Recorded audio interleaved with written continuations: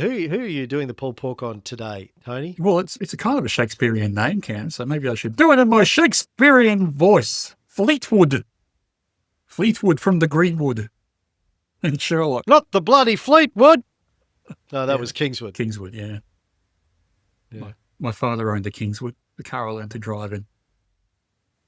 Yeah, we had a Kingswood when I was growing up. Whatever happened to Kingswood? What happened to them? Were they Holden? Replaced by the Kingswood? Commodore. Yeah. The Conformador. Yeah, so I'm doing a pulled pork on Fleetwood, which I discovered on the buy list after a long absence today. I do hasten to add, they've gone up a lot recently, and they're currently at Josephine. So don't rush out and look to buy them. They'll need to turn up again, even though they're way above their byline. ADT stock of around 500,000, so will suit a lot of people. I owned them myself many years ago. I don't own them now. And back when I owned them, they were a caravan manufacturer. And they still do a little bit of that, but they've moved on since then. And they seem to have kicked some goals when they branched out into accommodation construction. And they call it modular construction. And then they also operate a couple of modular villages that they built. So I think sort of mining camps, but they're a bit better than that, in that at least one of them is now like a permanent residence for people in Port Hedland that they built and then operate in conjunction with the WA government. But they also operate a village in Karratha, which looks like it's being used mainly for people in the mining industry. They've kind of moved on, though, just from being able to build mining camps. And it was really interesting looking at what they do in the area of what's called modular construction. So this is basically building a building or a house in a factory and then taking it to the site and installing it. And there are lots of benefits with that, the least of which is time. So they quote something like it's 4 weeks to build, 4 months, to build a house in their factory versus 55 weeks for a traditional build. So that's a big saving in terms of both cost and time. And they also point out it's also a saving to the community because you don't have as much construction noise and vehicles in the area building a building from scratch. So there's quite a few benefits of this style of construction. And in the last 12 months, they haven't just been building houses. They built primary schools, a women's shelter, a kindergarten, 60 new homes, a community centre, sports ground changing rooms, and many other demountables for leisure parks and things like that. So they've been doing really well in the last 12 months, and it certainly opened my eyes to the idea of modular construction, which is kind of flavour of the month now because of the focus on affordable housing that the government has. And one thing that they're targeting is to work with local, sometimes charities, but local developers or local governments to apply for grants from the $10 billion Housing Australia Future Fund, which has been set up in the last year or so, the HAF. And there's some examples on their website where they have worked with people, particularly in regional and rural areas, to build low-cost housing quickly for local areas.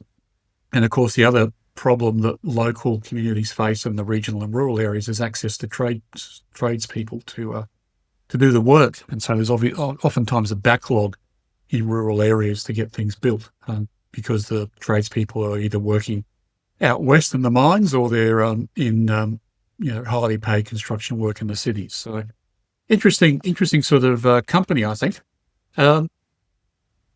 Modular building, the actual build side of things is certainly doing well for them. And if I give you the figures from 6 months ago, so they have changed a bit now, but to give you an idea of what the sort of breakdown for the company is, about $300 million of revenue and $2 million of profit comes from building the modular construction, but about only $33 million in revenue, but $11.5 million in profit comes from operating these communities. So basically have two, Sea Ripple in Karratha and Osprey in Port Hedland.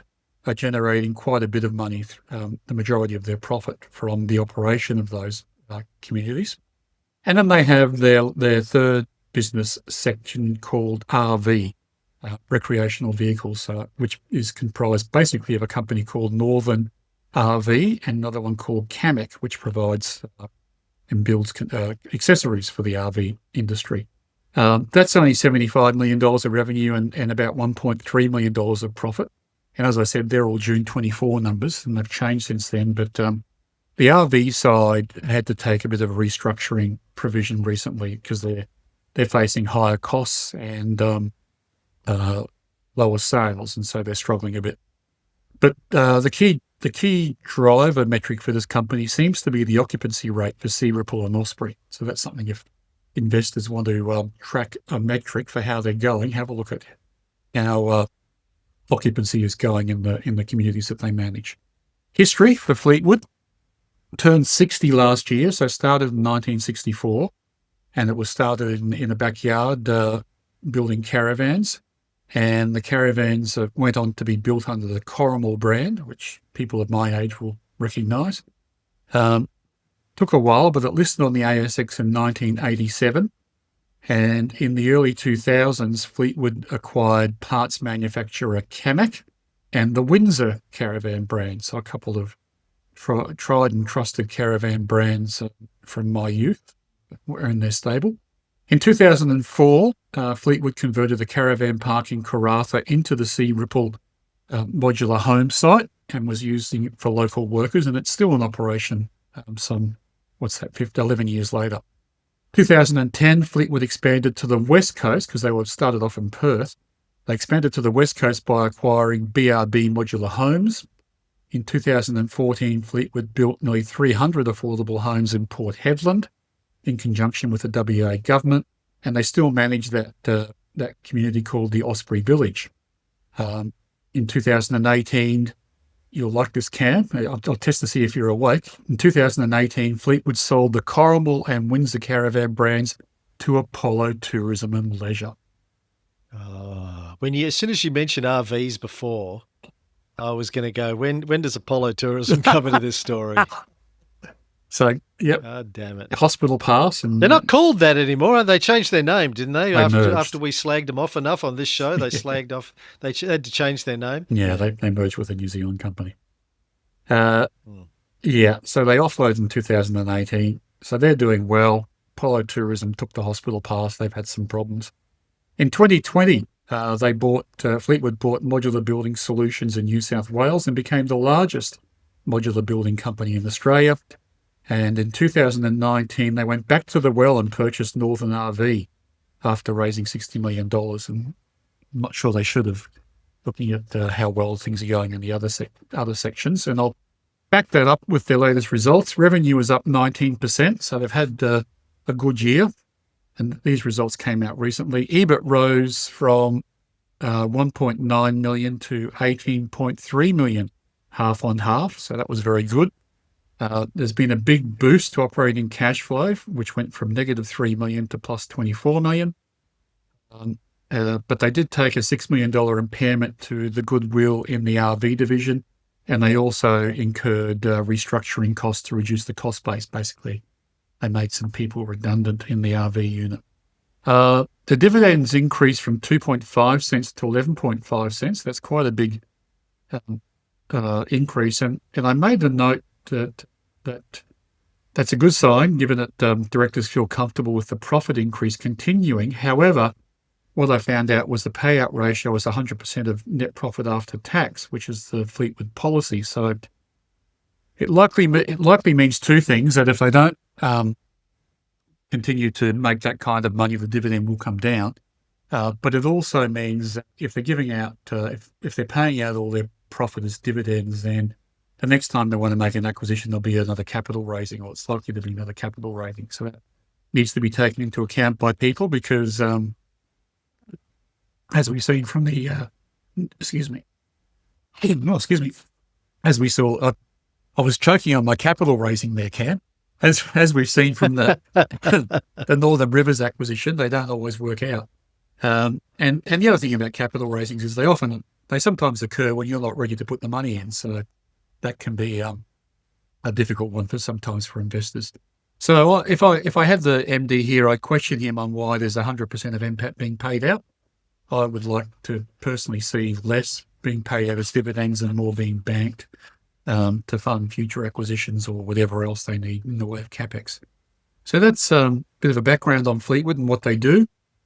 QAV numbers, I'm using a price of $2.71, which is 97% of consensus target.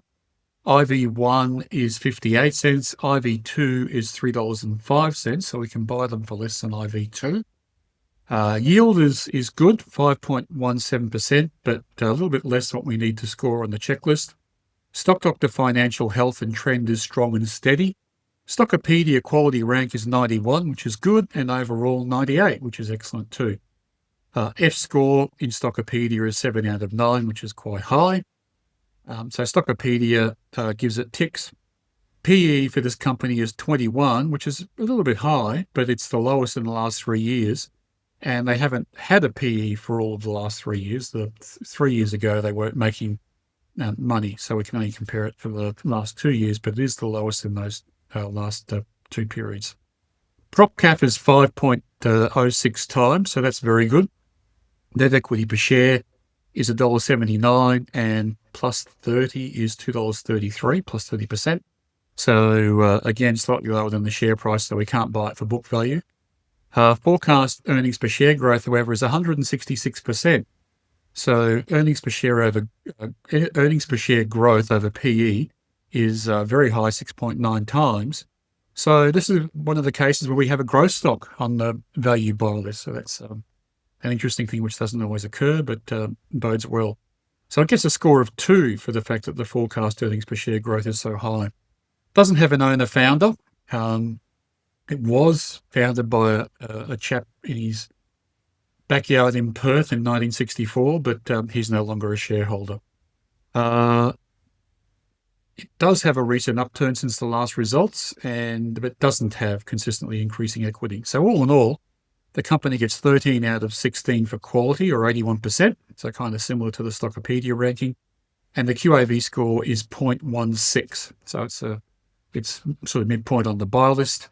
Risks and opportunities, well, I think there's always a risk of a capital raising if you're paying out all your profit as dividends. So I see that as a risk.